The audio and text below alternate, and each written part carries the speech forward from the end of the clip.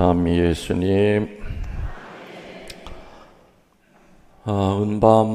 어제 은밤 끝나고 베다니아에서 주무셨던 분, 또 요 근방에서 주무셨던 분들 편히 잘 주무셨습니까? 네. 여담 1. 뭐요? 여담 첫 번째. 여러분들 사람 손이 참 중요한 건 아시죠? 사제도 손을 가지고 여러분에게 강복을 드리고 여러분의 머리에 손을 얹어서 안수를 해드립니다. 그리고 미사 끝나고 나면은 한 주일 동안 우리 잘 삽시다 하는 마음으로 꽉 손을 잡았다 놓죠. 그래서 손이라는 건 참 중요해요. 손은 우주의 길을 받아들이는 여러 통로 중에 하나예요. 그리고 발은 나쁜 것을 내보내는 통로예요. 그래서 불교든 소위 덕을 많이 닦는 그런 종교, 자연 종교든 계시 종교든 거기서 수행할 때 앉아 있을 때 항상 손을 어떻게 해요? 밑으로 내려요? 아니면 이렇게 위로 올리고 있어요? 무릎 위에다도 항상 손을 펴요. 이거는 받아들인다 그 뜻이죠. 밑으로 내리는 것은 막는다는 뜻이에요. 그래서 잠을 잘 때도 팔을 이렇게 손을 펴고 자는 사람은 그 다음날 훨씬 더 몸이 편안해요. 근데 땅바닥에다 손바닥이 대고 이런 사람들은 이것이 1년, 2년이 아니라 한평생을 이 길을 막는 거죠. 우리는 잠을 자는 순간에도 좋은 기운을 받아들여야 돼요. 예? 그래서 그다음에 여러분들이 이게 강론을 들을 때 아니면 집에 소파에 앉아서 혼자 조용히 명상에 잠길 때에도 가능한 한 손바닥을 밑으로 내리지 마시고 항상 손을 펴주세요. 위를 보게끔. 그게 그냥 습관처럼 하시면 돼요. 어느 식당에 가서 앉더라도 우리 무릎 위에 손을 올리죠? 펴주세요. 이왕이면은 펴주시면 좋아요. 오늘도 독서자들을 독서할 때 제가 어떻게 앉아 있는지 아마 보신 분들은 신부님 손을 위로 펴셨다. 저도 어떨 때는 의식을 하지 않으면 나도 모르게 손이 뒤집어져요. 뒤집어져요. 의식을 항상 해야 되죠. 손을 펴고 앉는다는 거. 손을 펴면은 훨씬 더 마음이 편안해져요. 그리고 몸도 편안해지고, 그리고 어지간한 건 다 손 피는 거 가지고도 치유가 가능해요. 그래서 좋은 습관을 들이도록 하세요. 여담이지만 깨알 같은 여담 1번. 그 다음에 여담 2번. 요 두 번째 얘기는 좀 창피해. 할까 말까 하다가 또 제가 별명이 김솔직이란 말이에요. 이번에 유럽 순례를 갔다 왔죠. 순례 투어를. 근데 4번째 날이었어요. 밤에 자는데 저는 원래 잘 꿈을 안 꿔요. 꿈을 꿨는데 이 서운동 성당 내 마당에 서 있었는데 이 마당 한가운데가 그냥 돼지가 한 100여 마리가 바글바글 대는 새끼 돼지, 애미 돼지 그 저는 막 화를 냈어요. 도대체 어떤 놈이 성당 마당에다가 돼지를 풀어놨냐고. 그래서 그 돼지 몰고 온 주인이랑 싸우다가 깼어요. 그리고 아침에 식탁에 가서 밥을 먹으려고 하다가 꿈 얘기를 일행한테 하려고 하다가 세상에나 돼지 꿈꾼 거야. 이거 말하면 안 된다 그랬지. 그리고서는 어떻게 했는지 아세요? 한국에다가 내가 연락을 해서 로또 사, 로또. 그리고 로또 사기 전에 먼저 뭐 꿈을 팔아야 된다며요. 에? 그래서 내 10,000원만 나한테 줘. 그래서 아무튼 얘기 안 했죠. 꿈을 사간 사람한테. 그 대신 조건이 있어요. 내가 내 꿈을 팔기는 10,000원에 팔지만 그 로또가 맞으면은 2대8이야. 8은 내 거고 2는 네 거야. 그래서 몇 번을 다짐을 했어요. 아이 그럼 아시모님 저 이해 안 주셔도 돼요. 다 가지세요. 아니야 말들은 다 그렇게 한대 처음에. 근데 막상 되면은 멱살 잡고 싸운대. 그러니까 하여튼 8은 내 거고 2는 내 거야. 저는 그거만 되면은 로또만 되면은 내 은퇴한 다음에 피정센터도 지을 수 있고 하여튼 내가 할 일이 많은데 난 생전 처음 돼지 꿈을 꾼 거예요. 돼지도 한 마리가 아니야. 그냥 이 서운동 성당 마당이 꽉 찼어. 하얀 백돼지 있죠. 그리고 이제 한국에 와가지고 제일 도착하자마자 로또 복권 샀어. 4장을 샀대, 4장을. 그래서 나를 주려고 그러길래 난 그 주어도 어떻게 맞히는지도 모르니까 아무튼 2대8만 기억하고 있어. 근데 신부님 도대체 무슨 꿈을 꾸셨길래 그랬니? 그거 얘기하면 안 된대. 그래서 지난 토요일 날 그거 하죠? 저는 그 전날에도 묵주 들고 성모님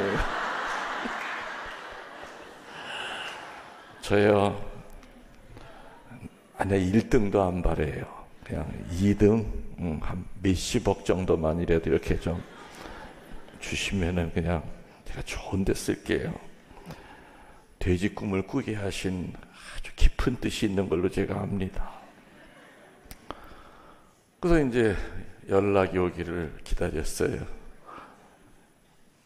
카톡이 까똑하고 딱 보니까 꽝인데요.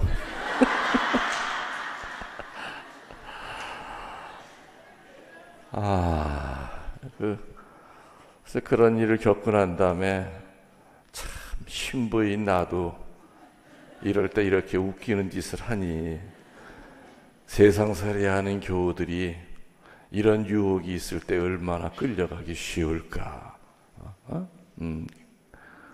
신부인 나도 세상에 그 돼지 꿈 꿨다고 로또 복권 사라고 그 외국에 나가서 전화해가지고 사게 하고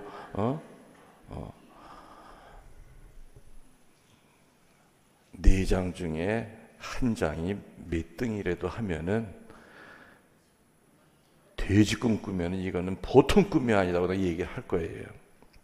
그러나 앞으로 여러분들 저처럼 어리석게 이런 일 당하지 마시고 하여튼 꿈에 돼지가 나타나든 지렁이가 나타나든 아무튼 용이 나타나든 거기에 이렇게 빠지시면 안 돼요. 그래서 여기 여담 2번째. 그래서 내가 좀 창피하지만은 그래도 근데 여러분들만 지금 이게 알 게 아니네요. 왜냐하면 이게 지금 전 세계로 생중계가 되고 있으니까 이제 전 세계 사람들이 다 알게 생겼으니. 자, 우리 9월 둘째 주 순교 주일을 보내고 있지요. 순교성월이 시작이 되고 벌써 2주째예요. 순교라고 하는 그 말은 어떤 말에서 그 근원이 나왔느냐면은 증인, 뭐예요? 증인이라고 하는 그 의미를 지녔어요. 재판장에 가면은 재판할 때 증인이 증인석에 쓰지요. 그럼 손을 들고 저는 뭐 어쩌고 저쩌고 해서 뭐 아무튼 뭐 거짓을 말하지 않고 진실말을 말해서 약속합니다, 선서합니다 해요.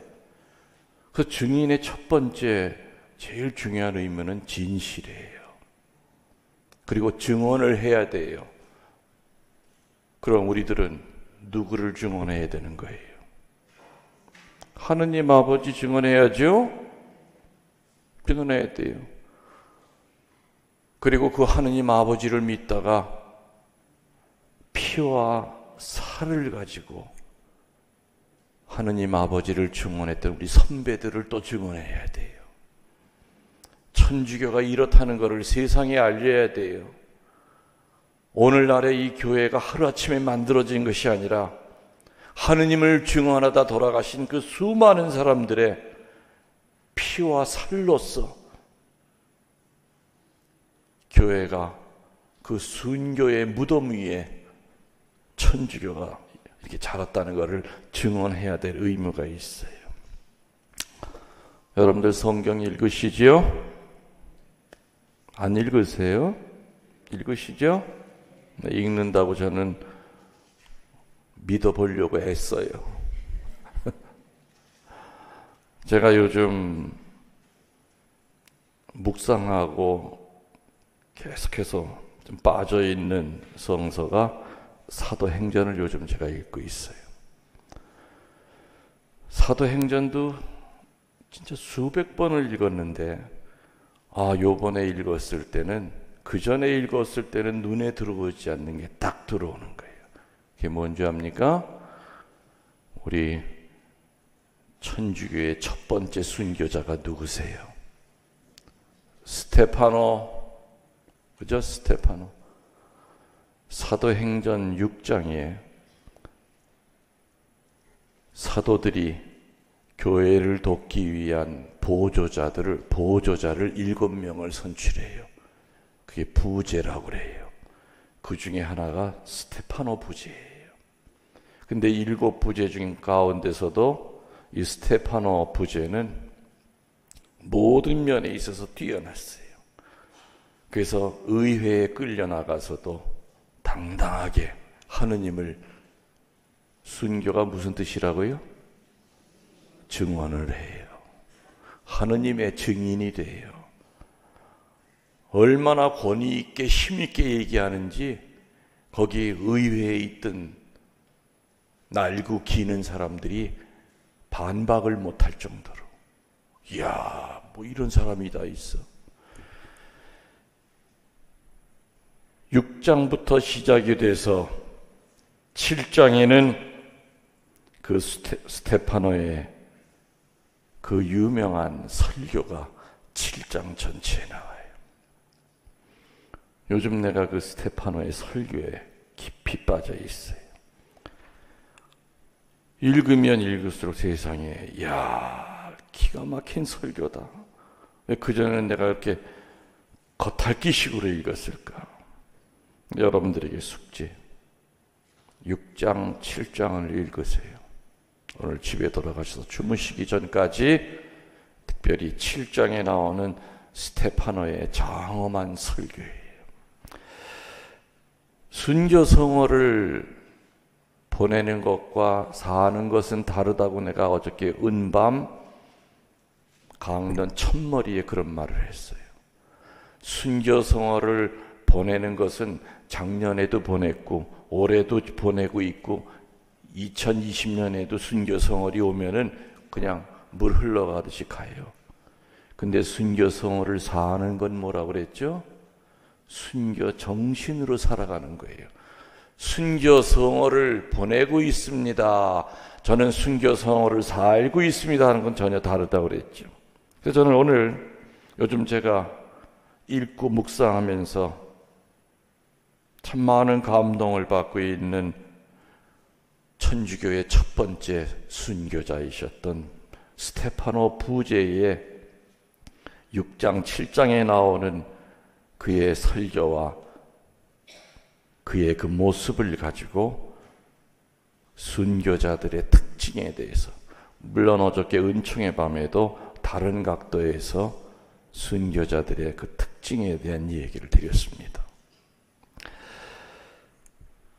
사도행전 6장 8절, 특별히 6장 15절에 보면은 그의 얼굴은 마치 천사의 얼굴 같았다. 스테파노는 유대인들의 최고 의회 앞에 서 있었습니다. 그 최고 의회는 어떤 데인 줄 아시죠? 예수님 사형 선고 내렸던 장소예요. 그리고 사도들이 매질당하고 풀려났던 장소가 바로 최고의회예요.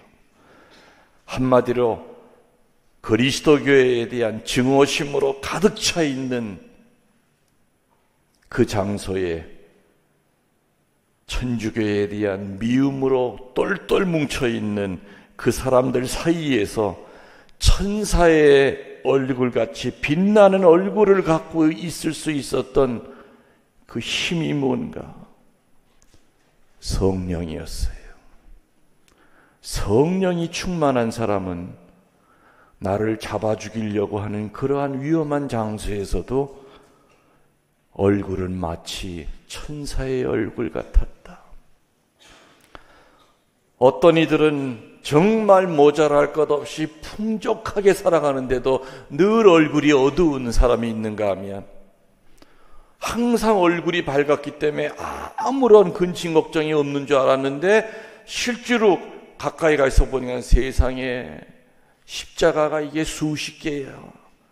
근데 어떻게 저렇게 기쁘게 살아갈 수 있고, 우리 성당에서 얼굴 제일 밝은 사람 몇 명 들면 그 중에 하나가 드는 자매가 저 자매였는데 집에 가니까 똥 싸는 시어머니는 누워 계시고 아이는 소년원 애가 있고 남편은 바람 나가지고 나간 지가 오래고, 근데 어떻게 저렇게 밝을 수가 있을까? 스테파노를 천사의 얼굴을 만들고 엉망진창인 그런 환경 속에서도 기쁨의 얼굴을 갖게 하는 그 자매의 그 힘은 바로 성령 충만이었죠. 세속에 휩싸여 살면서도, 물질에 휩싸여 살면서도 천사와 같이 빛나는 얼굴을 갖고 살 수 있는 그 힘은 오로지 주님에 대한 사랑으로 불탈 때, 다시 말하면 성령으로 충만할 때 가능합니다. 사제들도 수도자들도 주교님들도 성령이 함께하는 사제의 얼굴은 달라요. 성령이 함께하는 수녀들의 얼굴은 멀리서 봐도 빛이 나요. 성령이 함께하는 주교님의 설교는 힘이 있어요. 그리고 전 교구민들이 어떻게 살아야 될지를 아주 강하게, 힘있게, 충만하게 가르쳐줘요. 성령의 사람은 고통 중에도 빛납니다. 기도하는 사람은 시련 중에도 빛납니다. 그래서 순교자들의 특징은 스테파노의 그 얼굴에서 보듯이 고통이 온다고 하여 오만 인상을 찌푸리고 살지 않아요. 순교할 순간이 되면은 두려워하거나 벌벌벌벌 떠는 모습을 보이지 않아요. 오히려 죽음이 가까이 올수록 누구의 얼굴을 갖는다고요? 그렇죠. 천사의 얼굴을 가져요. 한국에서 수인 사목이 뭐죠? 교도소 사목을 여러 신부님들이 했어요. 근데 아마 수인 사목했던 신부님들 가운데 사형장에 입회를 제일 많이 한 신부가 저예요. 제가 수인 사목하는 그 기간 동안에 참 사형을 많이 시켰어요. 아무리 그 사람이 흉악범이라 하더라도 생사람을 목을 매달아 죽는 걸 눈앞에서 본다는 것은 끔찍해요. 저는 한번 사형장에 입회하면은 한 달 이상을 잠을 못 잤어요. 자꾸 그게 눈에 보이는 거예요. 우리 천주교 신자만 입회하는 것이 아니라 때로는 우리 교우가 아닌 사람을 입회해야 될 때도 있어요. 교도소장이 신부님 오늘 몇 시에 형집행하니까 나와서, 그 사람은 종교가 없는데 그래도 신부님이 좋은 말씀 한마디 해주시지요. 마지막 가는 사람인데. 알았습니다. 좋은 얘기를 하고 받아들이는 사람도 있지만 얼마나 무섭게 나를 노려보는 사람들, 나한테 오만 욕을 다 하는 사람들도 있었어요. 우리 천주교 신자들한테는 아무래도 더 사랑이 가겠죠. 그리고 그 사람 어떻게든지 사형 면하게 하여 그래도 하여튼 무기징역이라도 해도 하여튼 살게 하려고 백방으로 뛰었는데도 그게 실패해요. 신부님 천주교 신자 아무개 내일 새벽에 형집행 법무부로부터 연락이 왔습니다. 종교 행사 준비해 주십시오. 한잠도 못 자고 우리 교우가 있는 사형수 감방으로 갑니다. 사형수들은 죽기 직전까지도 몰라요. 1시간 전에 알려줘요. 그것도 사제가 알려줘야 돼요. 해도 뜨지 않는 그 캄캄한 새벽에 뚜벅뚜벅 간수와 같이 그 죽을 사람 갈아입을 마지막 옷을 들고 감방으로 갑니다. 발자국 소리에 조용하던 교도소가 다 일어나서 웅성대죠. 세상에 오늘 누구 하나 죽었구만. 신부가 지나갔어, 새벽에. 그건 사제가 아니라 아마 저승사자처럼 보였을 거예요. 오늘 누가 죽을까? 죽을 사람 당사자 앞에, 철문 앞에 딱 서면은 그 우리 교우가 벽에다가 바풀로 만든 십자가, 벽에다 붙여놓은 그 십자가 앞에 무릎을 꿇고 애절하게 기도를 하고 있어. 본인도 뭔가 감이 온 거죠. 짐승도 죽을 때 알듯이 사람들도 자기 죽을 때를 알아요. 뭔가 밤새 불안했던 거야. 그리고 온 얼굴에서 땀이 흘러내리는데 피와 같이 흘러내려요. 피땀이 흘러내려요. 예수님이 겟세마니에서 피땀 흘리셨다고 그랬죠? 그거 꾸며낸 얘기 아니에요. 의학적으로도 그걸 혈안증이라고 그래요. 사람이 극도의 두려움과 공포에 사로잡히면은 모세혈관이 터져서 땀구멍으로 흘러나온대요. 땀이랑 같이. 저는 그래서 피땀을 여러 번 봤어요. 예수님도 피땀을 흘리셨다. 뭔가 느낌이 이상해서 애절하게 오늘 제가 죽는 날이 오늘이 아니길 바랍니다. 오늘 제발 이 새벽에 신부님 안 만나기를 바랍니다. 그렇게 보고 싶은 신부님이지만 이 새벽에 온다면 너 오늘 죽는 날이야 그 뜻이거든. 인기척이 나서 옆을 뒤돌아보니까 간수와 같이 제가 서 있지 않습니까? 저를 보는 순간 그냥 그대로 기절해버려요. 들어가서 물을 먹이고 깨워놓으면 또다시 쓰러지고 온몸이 오징어처럼 흐물흐물 힘을 못 줘요. 너 일어나. 정신 차려. 옷 갈아입자. 신부님 못 일어나겠어요. 그럼 그래. 예수님이 너 도와주실 거야 하면서 모시고 간 주님의 성체를 잘라서 입에다 넣어줍니다. 근데 입안에만 맴돌지 못 넘겨요. 사람이 죽기 전에는 식도가 닫혀요. 물도 못 넘겨요. 아무리 본인이 성체를 넘기려고 해도 안 넘어가. 그 목에다 대고 내가 기도를 해주죠. 주님 들어가셔야 됩니다. 주님 들어가셔야 이 사람 자기 발로 걸어갈 수 있습니다. 기도를 하면 꿀떡하고 넘어가는 소리가 나요. 그 성체를 영하기 전과 영한 후는 완전히 다른 사람이 돼요. 성체 영하고 난 다음에는 그야말로 스테파노처럼 천사처럼 얼굴이 빛나기 시작해요. 마지막 죽을 옷을 갈아입고 끈까지 딱 묶고 오히려 그 다음부터는 제가 떨기 시작해요. 너무 불쌍해서 이제 20대 조금 넘은 아이인데 비록 이 아이가 세상에선 사람 둘을 죽이고 들어왔어도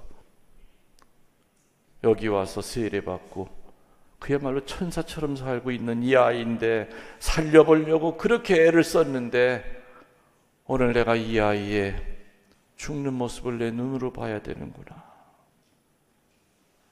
안드레아야, 너 신부님 밉지? 너 못 살려서 미안하구나. 아, 신부님 별 말씀을요. 신부님 저 준비됐습니다. 가시지요.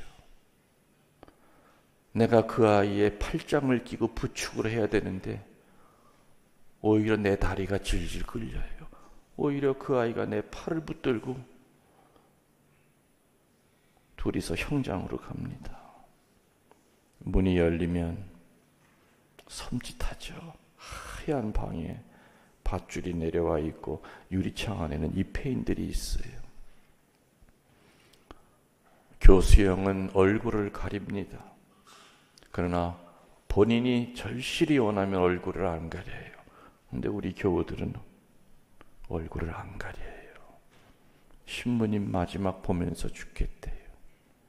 저는 차라리 가렸으면 좋겠죠. 신부님 축복 주십시오. 그래. 너 먼저 가서 성모님도 만나고 예수님도 만나서 먼저 잘 지내거라. 신부님도 언젠가는 따라갈 거다. 마지막 강복을 주는 순간에 그 아이가 내 앞에서 사라져요. 밑으로 훅 빠지면서 밧줄이 요동을 치지요. 그 밑에는 들여다보지 않아도 알아요. 양 다리는 묶여 있고 양 팔도 뒤로 묶여 있고 목에서는 밧줄이 생명을 끊으려고 하고 아무리 건장한 사람도 5분을 못 버텨요. 나중에는 요동치던 밧줄이 씁니다. 그리고 나서 10분을 더 매달아 놔요. 완전히 죽이기 위해서. 그리고 난 다음에 칠성판 위에 뉘어놓으면 의사가 제일 먼저 가서 사망 선고를 하죠. 그런 다음에 내가 가서 그 아이를 끌어안을 수가 있어요. 그런데 우리 신자들 죽고 난 다음인데도 살아있는 것처럼 보였어요. 어떤 때는 의사 보러 다시 한번 좀 확인해 달라고. 얘 아무래도 산 것 같다고. 신부님 죽었어요. 죽고 난 다음에 오히려 혈색이 돌아. 얼마나 이쁜지 몰라. 죽을 때도 얼마나 죽기 직전에도 오히려 그 앞에 있는 사제를 위로하고 죽어요. 그 힘이 뭐냐? 성체. 성체를 통한 성령 충만이었어요. 스테파노가 그 살벌한 최고의의 한가운데 서서도 천사의 얼굴을 갖고 있었던 것처럼. 그래서 순교자들의 첫 번째 모습은 그 얼굴이 우거지상이 아니라 무슨 상? 천사 얼굴처럼 빛났다. 두 번째로 스테파노의 순교를 통해서 본 순교자들의 두 번째 특징은 6장 10절에 나오지요. 지혜와 성령을 받아 말하는 스테파노를 당해낼 도리가 없었다.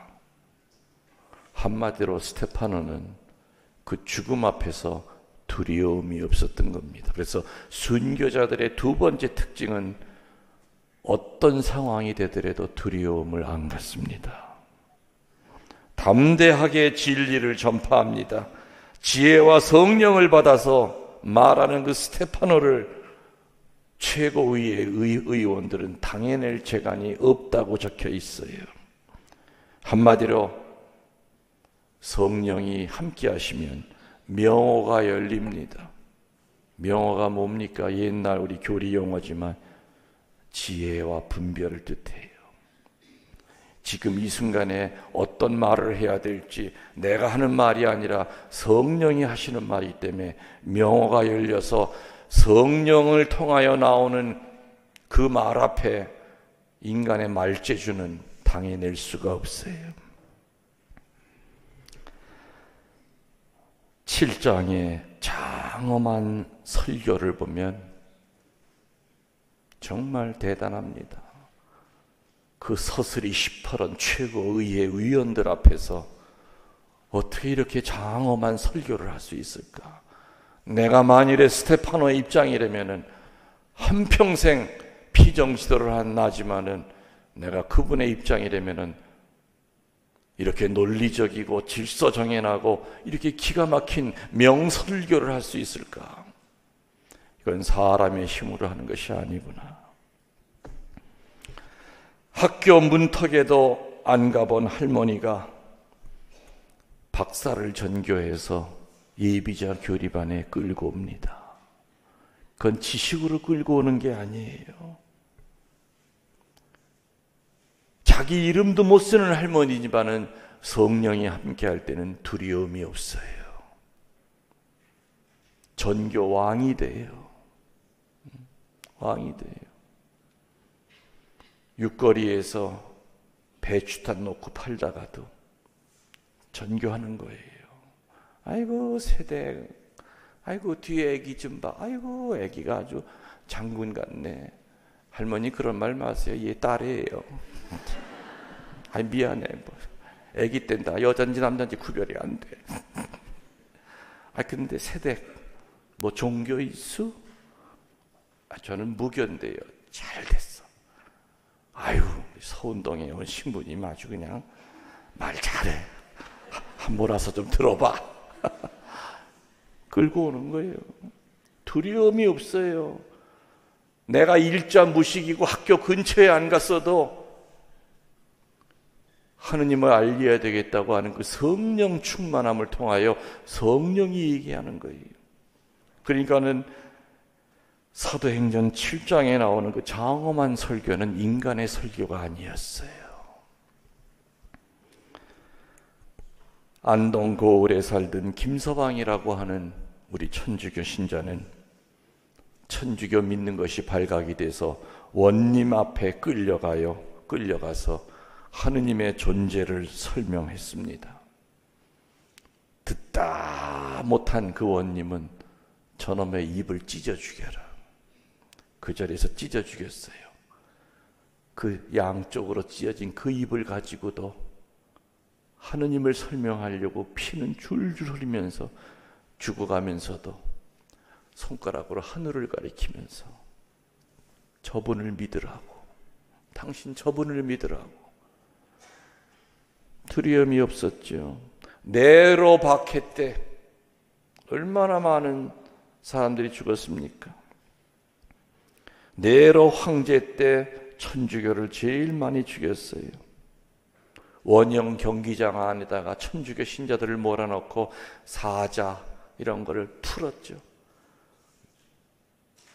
며칠씩 굶긴 사자를, 굶주린 사자를 운동장 안으로 집어넣고 그냥 다 물어 뜯어다 죽였어요.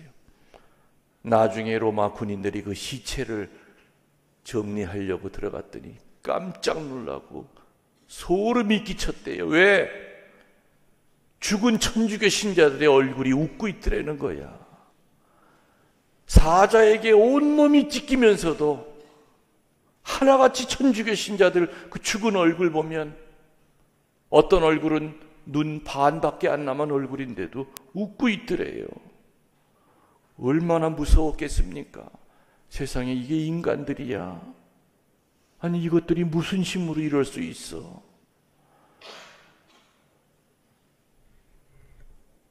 순교자들은 두려움이 있었다면 순교 못했을 거예요. 맞죠?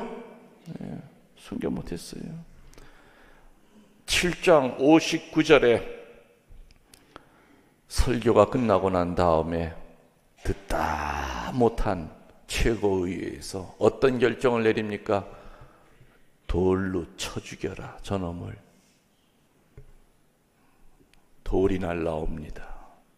그때 젊은 청년 사울이 그 옆에 서 있었죠. 그 돌을 맞으면서 스테파노 입에서 나온 말이 뭐예요? 제 영혼을 받아주십시오. 제 영혼을 받아주십시오. 의탁의 기도, 겸손의 기도.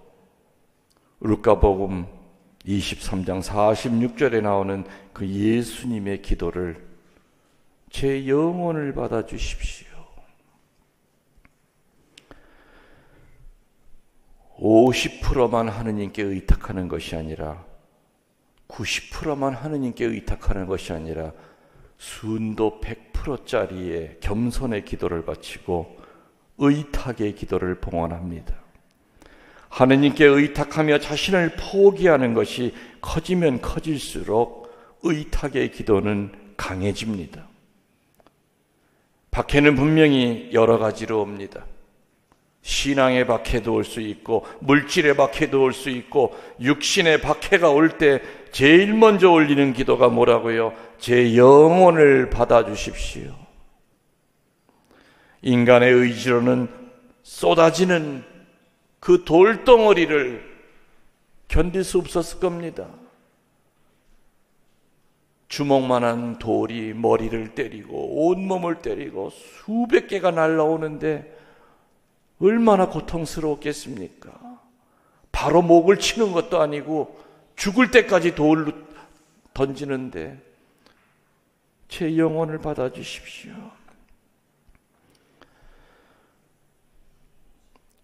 살아가면서 우리들은 험담에 돌멩이를 맞았을 때가 있지요. 다른 사람이 나를 씹어. 또 그 사람 말을 듣고 또 그 말을 믿고 또 여러 사람이 나한테 험담의 돌멩이를 던져요. 그때 우리 입에서 나오는 기도가 주님, 제 영혼을 받아주십시오. 의탁의 기도가 강해지면 강해질수록 어떤 돌멩이가 날라와도 우리는 견뎌낼 수가 있다는 겁니다. 마지막 네 번째로 스테파노의 그 순교를 통해서 우리들이 묵상할 수 있는 순교자의 특징은 그들에게 죄를 씌우지 마십시오. 7장 60절. 돌을 던지는 그들에게 첫 번째는 내 영혼을 받아주십시오 하고 그 다음에 어떤 기도했다고요? 나를 죽이는 저 사람들에게 죄를 씌우지 마십시오. 용서의 기도입니다. 그리고 나를 박해하는 그 사람을 부활시키는 부활의 기도입니다. 이건 역시 예수님이 루카복음 23장 34절에서 하셨던 예수님의 그 기도에서 근원을 찾습니다. 성령 충만한 순교의 삶은 모든 것을 자기 탓으로 돌립니다. 교만이 지배할 때는 남의 허물만 보이지 자기 허물은 절대 안 보입니다. 남의 눈에 티는 보면서 제 눈에 들보를 보지 못하게 됩니다. 순교 성호를 보내는 것과 사는 것은 다르다고 그랬습니다. 오늘 여러분에게 드린 숙제가 뭐라고요?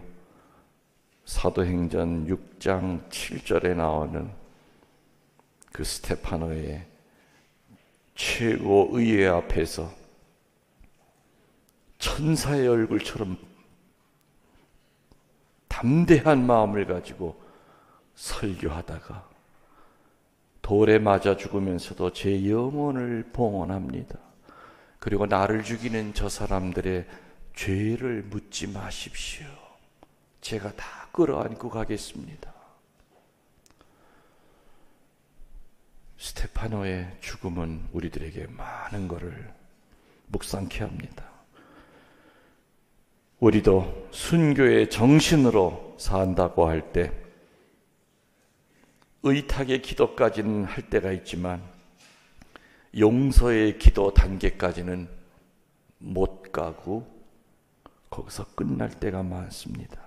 그래서 진정한 순교라는 것은 용서의 기도, 부활의 기도, 본인을 위한 의탁의 기도와 함께 나를 박해하는 그 사람을 향하여 용서의 기도와 그 사람을 부활시켜달라고 하는 부활의 기도까지 같이 할 때 이루어질 수 있는 보물이 바로 순교의 정신이요 성령의 힘이라고 하는 걸 잊지 말도록 합시다. 아멘.